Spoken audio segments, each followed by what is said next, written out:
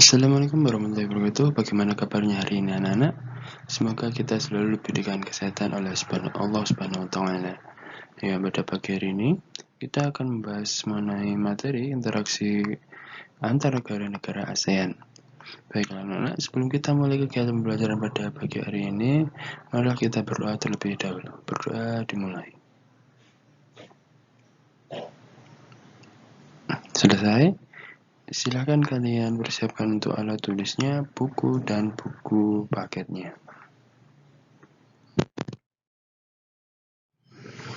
Kompetensi dasar untuk materi kegiatan pada pembelajaran hari ini adalah masih 3.1, memahami perubahan keruangan dan interaksi antar ruang di Indonesia dan negara-negara ASEAN yang diakibatkan oleh faktor alam dan manusia, dan pengaruhnya terhadap keberlangsungan kehidupan ekonomi, sosial, budaya, dan politik.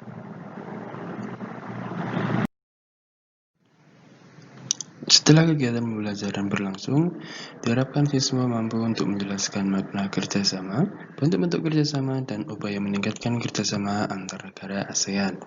Dan yang kedua adalah mampu untuk menganalisis pengaruh perubahan ruang dan interaksi antar ruang terhadap keberlangsungan kehidupan sosial, ekonomi, budaya, politik, dan pendidikan. Kira-kira apa yang mendorong negara-negara ASEAN untuk bekerja sama?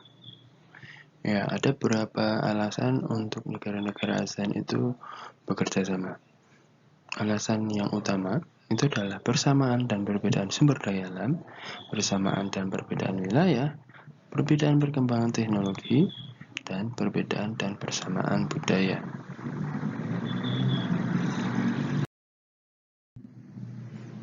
Sedangkan faktor penghambat kerjasama antara negara-negara kawasan ASEAN, yang pertama adalah perbedaan ideologi, konflik dan peperangan, kebijakan yang protektif, serta perbedaan kepentingan setiap negara.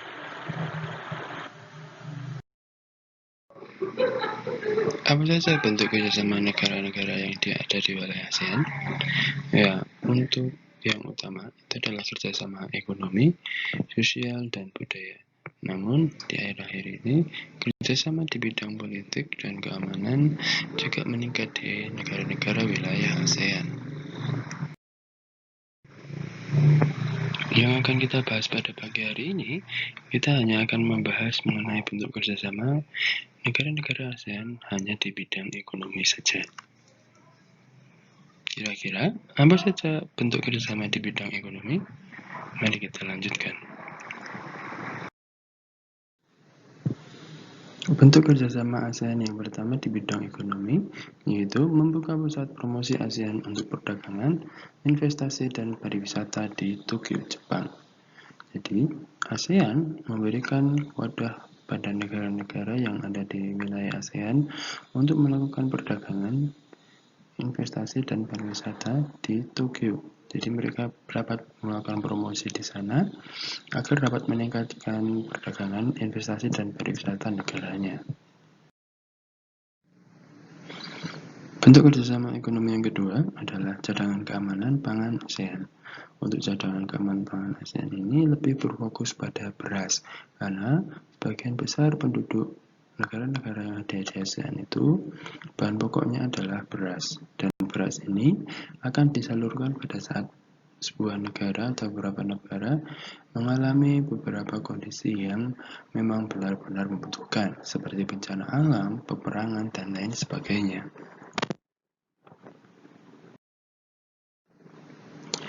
Untuk bentuk kerjasama ekonomi yang selanjutnya adalah menyelenggarakan pembangunan proyek-proyek industri ASEAN. Jadi, ASEAN itu memiliki proyek-proyek industri di beberapa negara, baik itu berupa pupuk, berupa chopper atau tembaga, dan lain sebagainya.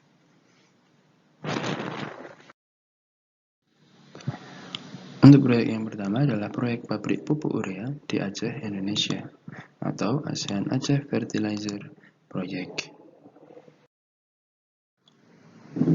Untuk proyek yang kedua adalah proyek pabrik urea yang ada di Malaysia, atau ASEAN Urea Project.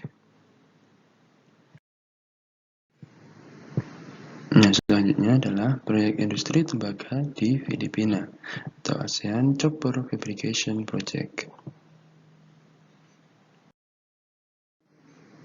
Yang selanjutnya adalah proyek pabrik vaksin yang ada di Singapura atau ASEAN Vaccine Project.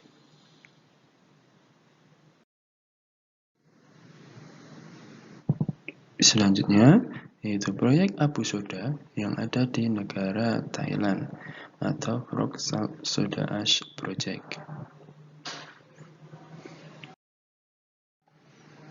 Baiklah anak-anak, kita sampai ke penghujung kegiatan pembelajaran pada pagi hari ini.